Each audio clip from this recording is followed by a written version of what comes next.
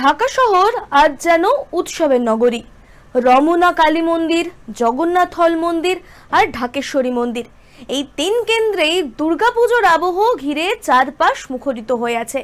ভক্তদের ঢল, প্রতিমার সৌন্দর্য, আলোকসজ্জা আর ঢাকের বাদ্যের মধ্যে ভেসে আসছে আনন্দের সুর। কিন্তু এই উৎসব শুধু ধর্মীয় অনুষ্ঠানেই কিন্তু সীমাবদ্ধ নয়, এর ভেতর লুকিয়ে আছে বাংলাদেশের বর্তমান রাজনৈতিক বাস্তবতা। গত বছর হাসিনা সরকারের পতনের পর দেশে তৈরি হয়েছে নতুন রাজনৈতিক সমীকরণ। দীর্ঘদিন ধরেই সংখ্যালঘু হিন্দু সম্প্রদায় অত্যাচার, জমি দখল, মন্দির ভাঙচুর এবং নারীদের ওপর নির্যাতনের মতো ঘটনার অভিযোগ করে তুলেছে। এছাড়াও বিশেষ করে ইউনূস সরকারের আমলে সেই আশঙ্কাই যেন চরমে উঠেছিল। অনেক সময় পুজোর সময় ভক্তদের মনে ভয় কাজ করত, হামলার আতঙ্কে উৎসবের আবহ ম্লান হয়ে যেত। কিন্তু এবার এই চিত্রটা কিছুটা যেন ভিন্ন। রমনা কালী মন্দিরে দেখা গেল কঠোর নিরাপত্তা ব্যবস্থা, ভক্তরা স্বস্তি নিয়ে অঞ্জলি দিতে পারছেন, শিশু বৃদ্ধ নির্বিঘ্নে মন্দির প্রাঙ্গণে সময় কাটাচ্ছেন। এ এক ধরনের রাজনৈতিক বার্তাও বটে, রাষ্ট্রে সংখ্যালঘু সম্প্রদায়ের পাশে দাঁড়াতে চায়।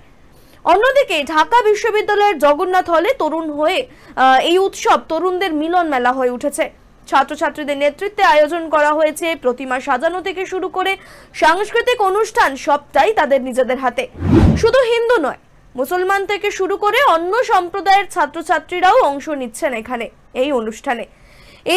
এটি প্রমাণ করছে যে নতুন প্রজন্ম সাম্প্রদায়িক বিভাজন নয়, বরং সম্প্রীতির বার্তা ছড়াতে চায়। ঢাকেশ্বরী মন্দিরে এবারের আয়োজনের রাষ্ট্রীয় মর্যাদা পেয়েছে। মন্ত্রী, উচ্চপদস্থ কর্মকর্তা, এমনকি বিদেশি কূটনীতিকরাও মণ্ডপে এসে শুভেচ্ছা জানিয়েছেন।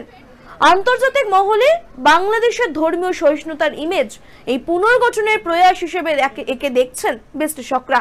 সব মিলিয়ে এবারের পুজো কেবল ভক্তি আর সাংস্কৃতিক উৎসবেই থেমে নেই, বরং রাজনৈতিক প্রতীকও বটে। ইউনূস আমলে ভয়ের আবহ থেকে শুরু করে বেরিয়ে এসে সেখান থেকে প্রশাসন এখন সংখ্যালঘুদের নিরাপত্তা দিতে চায়, এটাই স্পষ্ট। তবে অপরদিকে অন্য চিত্র উঠে এসেছে। ঢাকায় 89টি পুজো মণ্ডপ অধিক ঝুঁকিপূর্ণ বলেই জানিয়েছেন Dhaka metropolitan police commissioner Sheikh Sajjad Ali. পাশাপাশি ডিএমপি কমিশনার বলেছেন, আমাদের যথেষ্ট ব্যবস্থা আছে, কেউ দুষ্টুমি করার সুযোগ পাবে না। দুষ্টুমি করলে আমরা সম্মিলিতভাবে মোকাবিলা করব এবং তাদের আইনের আওতায় আনা হবে।